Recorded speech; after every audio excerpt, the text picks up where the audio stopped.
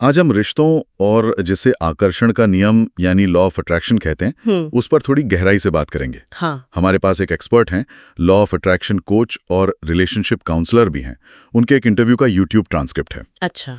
तो मूल विचार यही है कि हमारे विचार जो हैं वो हमारी हकीकत बनाते हैं। आज हम इसी नजरिए से देखेंगे कि ये चीज रिश्तों पर कैसे लागू होती है। बिल्कुल। चाहे वो रिश्ते हों जो हमारे पास हैं या वो जिनकी हम चाहत रखते हैं। तो कोशिश ये रहेगी कि इस बातचीत से रिश्तों को समझने और संवारने के कुछ ठोस तरीके निकलें। शुरुआत में ही इस सामग्री में महात्मा बुद्ध का जिक्र है कि इंसान अपने विचारों से ही बनता है। रिश्तों के लिहाज से देखें तो इसका क्या मतलब हुआ? बिल्कुल सही है, बहुत मूल सिद्धांत है। मतलब हमारी जो सोच, हमारा नजरिया, वही हमारी बाहरी दुनिया, खासकर हमारे रिश्तों को बनाता है। अगर सोच सकारात्मक है, भावनाएं अच्छी हैं, तो वैसे रिश्ते हमारी तरफ खींचते हैं। जैसा कि इस सामग्री में कहा भी गया है, शायद रिश्ते ही जिंदगी का सबसे जरूरी हिस्सा है। पैसा, गाड़ी, ये सब ठीक है अपनी जगह, पर जो एक गहरा सुकून और खुशी अपनों के साथ से मिलती है ना, हाँ, वो बात तो है, वो कहीं और नहीं मिलती। तो अगर हमारे विचार हकीकत बनाते हैं, जैसा आपने कहा, तो जो रिश्ते पहले से हैं उन्हें बेहतर बनाने में ये सोच कैसे काम करती है? इस सामग्री में ना कृतज्ञता पर, मतलब शुक्रगुजार होने पर काफी जोर दिया गया है। हाँ, कृतज्ञता यहाँ बहुत बहुत अहम है। अक्सर क्या होता है ना, हम अपनों को, उनके प्यार को, उनके होने को बहुत हल्के में ले लेते हैं। टेकन फॉर ग्रांटेड जिसे कहते हैं। हाँ, सही कहा। ये सामग्री यही कहती है कि जो हमारे पास है उसके लिए सच्चे दिल से शुक्रगुजार होना जरूरी है। ये सिर्फ कहने या दिखाने की बात नहीं होनी चाहिए। #ग्रैटिट्यूड वाला मामला नहीं। ये हमें सिखाता है कि हम अपने पार्टनर की, अपने माता पिता की, जिनके साथ शायद हमारा वक्त भी सीमित हो, या अपने बच्चों की छोटी छोटी बातों की भी कद्र करें। ये एहसास रिश्तों की नींव को मजबूत करता है, वाकई में। अच्छा। इसमें एक जोड़े का जिक्र भी है जिनका रिश्ता कम्युनिकेशन गैप की वजह से थोड़ा बिगड़ रहा था, पर उन्होंने एक दूसरे के लिए कृतज्ञता पत्र लिखे और फिर खुलकर बात की, तो चीजें ठीक हुई। अच्छा, तो ये हुई मौजूदा रिश्तों को सींचने की बात। लेकिन अगर कोई अपनी जिंदगी में किसी खास इंसान को लाना चाहता है, क्या ये सिर्फ सोचने भर से हो जाता है? इस बारे में यह स्रोत क्या कहता है? हाँ, ये एक दिलचस्प सवाल है, और ये सामग्री सिर्फ सोचने से आगे जाने की बात करती है। कुछ कदम बताए गए हैं इसमें। पहला है स्पष्टता, क्लैरिटी, यानी आपको बिल्कुल साफ पता होना चाहिए कि आपको कैसा साथी चाहिए। जैसे हम कॉफी ऑर्डर करते वक्त बिल्कुल स्पेसिफिक होते ना। हाँ, बिल्कुल ठीक वैसे।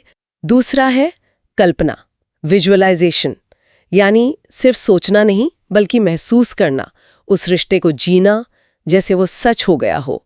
मन में शायद शादी की रस्में महसूस करना या साथ घूमना, वो एहसास। कल्पना यानी उसे महसूस करना, जीना। बिल्कुल। फिर तीसरा कदम है सकारात्मक पुष्टि, अफर्मेशंस, मतलब वर्तमान काल में, प्रेजेंट टेंस में ऐसे वाक्य लिखना या बोलना जैसे वो रिश्ता बन चुका है।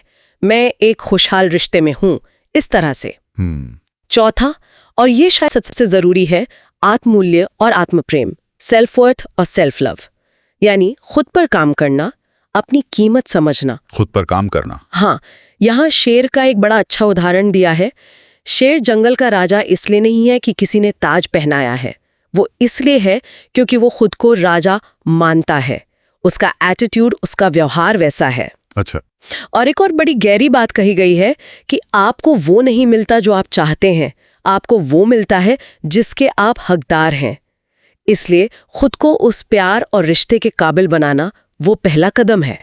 बल्कि खुद को उसके लायक बनाने की भी, ये तो वाकई बहुत अहम नुक्ता है। हाँ, बिल्कुल। और इसी से जुड़ा है पांचवा कदम, कर्म, एक्शन, यानी मेहनत। सिर्फ सोचने या कल्पना करने से बात नहीं बनेगी, आपको कोशिश करनी होगी, प्रयास करना होगा। बहुत खूबसूरती से कहा गया है, तितलियों के पीछे मत भागो, अपने बाग को संवारो, तितलियां खुद ब खुद आ जाएंगी। अपने बाग को संवारो। हाँ, मतलब खुद को बेहतर बनाने पर ध्यान दो, सही इंसान अपने आप आकर्षित होगा। ये सूत्र एक तरफ तो महसूस करने यानी कल्पना पर जोर देता है, और दूसरी तरफ कर्म पर। क्या इसमें कोई संतुलन की बात भी कही गई है कि कितना सोचना, कितना करना? सीधे तौर पर कोई फॉर्मूला तो नहीं बताया है, लेकिन इशारा यही है कि दोनों ही जरूरी हैं। आप सिर्फ एक चीज नहीं कर सकते। कल्पना और पुष्टि आपको मानसिक और भावनात्मक रूप से तैयार करती हैं, आपकी वाइब्रेशन बदलती हैं। और कर्म, वो आपको दुनिया में अवसर बनाने और उन्हें पकड़ने में मदद करता है। एक के बिना दूसरा अधूरा है, ऐसा समझे। ठीक है। और क्या इस आकर्षण के नियम से जुड़ी कुछ आम गलतफहमियां या मिथक हैं जिनका जिक्र इस सामग्री में किया गया हो? हाँ, 2 मुख्य बातों पर जोर दिया गया है। पहली कि ये सिर्फ ख्याली पुलाव पकाना नहीं है, मतलब कर्म और प्रयास बहुत जरूरी हैं। आप सिर्फ सोचकर बैठ नहीं सकते कि सब हो जाएगा। अच्छा। और दूसरी बात कि नतीजे तुरंत नहीं मिलते, इसमें धैर्य की बहुत जरूरत होती है।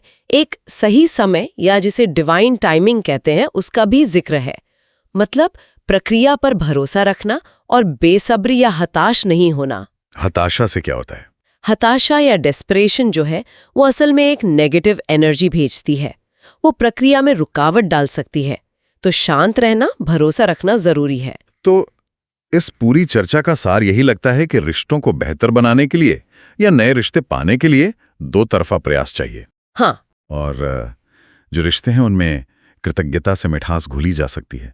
और अगर नए रिश्ते की चाह है तो पहले तो स्पष्ट इरादा हो, फिर खुद पर काम करना बहुत जरूरी है। मतलब आत्म प्रेम, आत्ममूल्य बढ़ाना और फिर सही दिशा में मेहनत करना, ये सब मिलकर काम करते हैं। बिल्कुल, खुद को संवारना जैसा वो बाग वाला उदाहरण था, वो शायद सबसे बुनियादी कदम है। सही। और अंत में एक विचार छोड़ जाते हैं जो इसी स्रोत से है। उसमें कहा गया है, कुछ को माफ कर दो और कुछ से माफी मांग लो।